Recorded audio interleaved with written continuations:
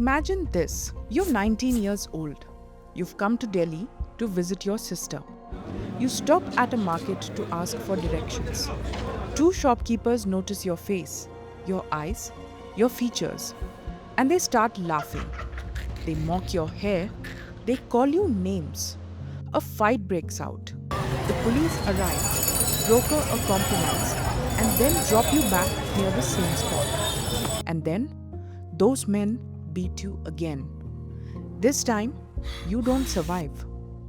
This is the true story of Nido Tania, a 19-year-old student from Arunachal Pradesh who was beaten to death in Lajpat Nagar, South Delhi on January 29, 2014. He was an Indian citizen. He was on Indian soil. But he was killed because he looked different. And here's the most disturbing part. His story is not an exception. It is a pattern. In this video, we'll break down exactly why this kind of discrimination happens, how deep the problem runs, and what it will take to fix it. Every year, thousands of young people from India's 8 northeastern states, Arunachal Pradesh, Assam, Manipur, Meghalaya, Mizoram, Nagaland, Sikkim, and Tripura, migrate to cities like Delhi, Bengaluru, and Pune for education and work. And a staggering number of them report the same experience, being mistaken for Chinese, Nepali, or Burmese nationals, being called Chinky, being asked, "Are you from Nepal or China? Do you know Kung Fu? Do you eat dogs?" Being treated like foreigners in their own country. But why does this happen? And why has India, a nation that prides itself on unity in diversity, failed to fix this for decades? The answer has 3 layers: geography, history, and a deeply uncomfortable truth about what India thinks it looks like. Pull up a map of India. Now look at the Northeast. Notice anything strange? The entire northeastern region, 8 states, over 45 million people, is connected to the rest of India by a single narrow strip of land in West Bengal called the Siliguri Corridor. Locals call it the chicken's neck. And the name is grimly accurate. At its narrowest point, this land bridge is just 17 to 22 kilometers wide, squeezed between Nepal to the west and Bangladesh to the south. This corridor was not always there.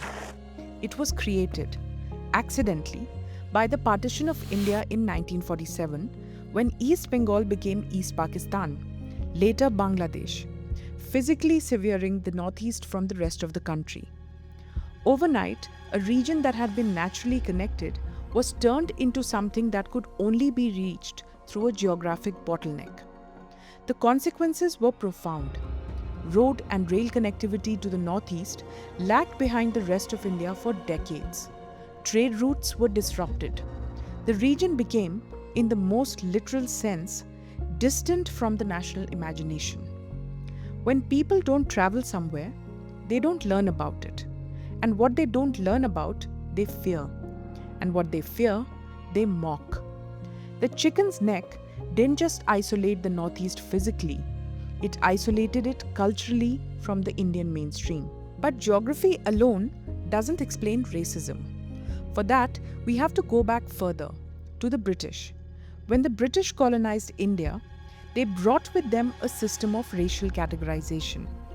The people of the Northeast, with their East Asian facial features, what scientists call Mongoloid features, were classified separately from the rest of India's population and labeled as frontier tribes. The British actually passed laws restricting interaction between the Northeast and the rest of India. These policies deliberately minimized integration. Here's what's critical. When India became independent in 1947, it inherited these borders and territories, but it did not inherit the responsibility of educating its own citizens about who lived in those territories.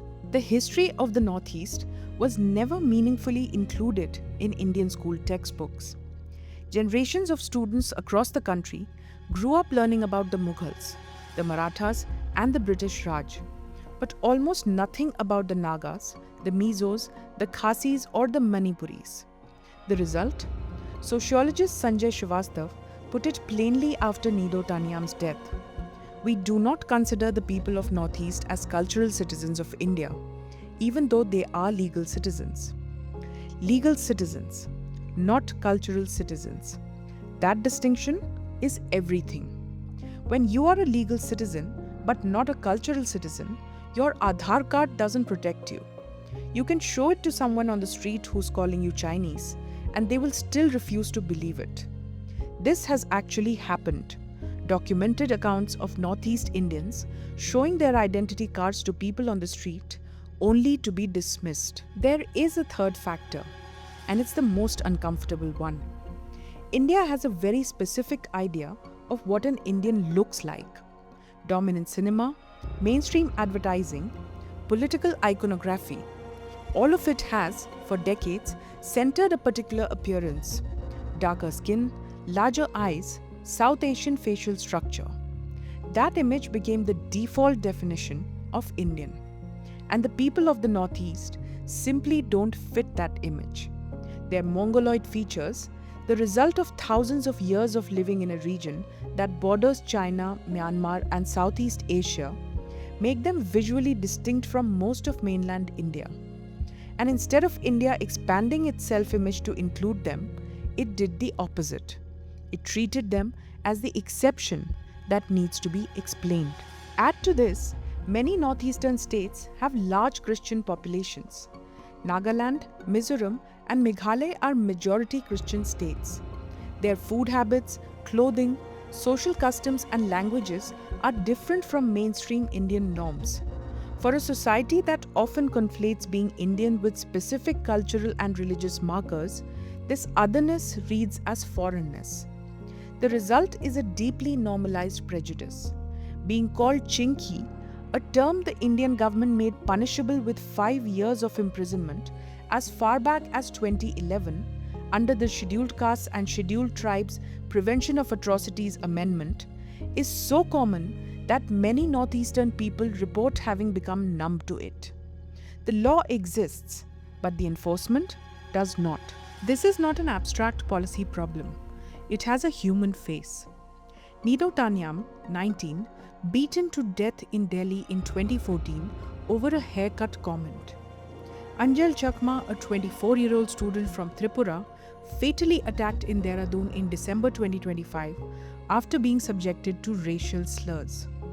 3 young women from Arunachal Pradesh racially abused in Malviya Nagar, Delhi, in February 2026 during a dispute with neighbors, called momos, and accused of running a prostitution racket from their home, for no other reason than where they came from. Beyond the violence, there is the slow grinding daily discrimination. Being charged higher rent by landlords who use food habits and culture as excuses. Being passed over for jobs. Being denied entry into spaces or charged foreigner rates at heritage monuments. Being told over and over that you don't look Indian enough. A 2022 research paper documented that during the COVID-19 pandemic, Northeastern Indians living in Delhi were evicted from their homes, labeled coronavirus, denied entry into grocery stores, and told to go back to China. An organization called the Rights and Risks Analysis Group documented 22 hate crimes and racial incidents against northeastern-looking Indians between just February and March of 2020 alone. Here is what makes this problem uniquely Indian. India has no specific anti-racial discrimination law. Casteism is recognized as a crime. Untouchability is constitutionally banned. But racial discrimination against citizens who look ethnically different from the majority? There is no dedicated legislation for that. There is no fast-track court. There is no mandated police sensitization. Advocacy groups have for years demanded a standalone anti-racism law, fast-track courts for racially motivated crimes, and the inclusion of Northeastern history in school curricula. The Supreme Court of India has acknowledged the increasing incidence of violence against Northeastern students. Committees have been formed, reports have been submitted, but the systemic change has been slow. Too slow, in fact, for the thousands who face this every day. India's northeast is not a footnote. It shares international borders with China, Myanmar, Bhutan, Bangladesh, and Nepal, making it one of the most strategically vital regions in the country. It is home to some 200 tribes, hundreds of languages, and ecosystems of extraordinary biodiversity. It produces world class athletes, musicians, and professionals. And yet, a student from Arunachal Pradesh has to carry an ID card, not to prove their identity at a government office, but to prove to their own neighbors that they are Indian. The chicken's neck is not just a geographic problem, it is a metaphor. It is the narrow, strangled passage through which the Northeast belonging to India must constantly, exhaustingly pass. Nido Tania's death in 2014 was supposed to be a turning point. Politicians marched. Rahul Gandhi pledged respect. Committees were formed. 12 years later, Anjal Chakma is dead in Dehradun. The problem is not that India doesn't know about the Northeast. The problem is that India chooses not to learn. It is easier to call someone Chinese than to understand that India contains multitudes. That being Indian doesn't look like one face, one language, or one set of features. The solution is not complicated.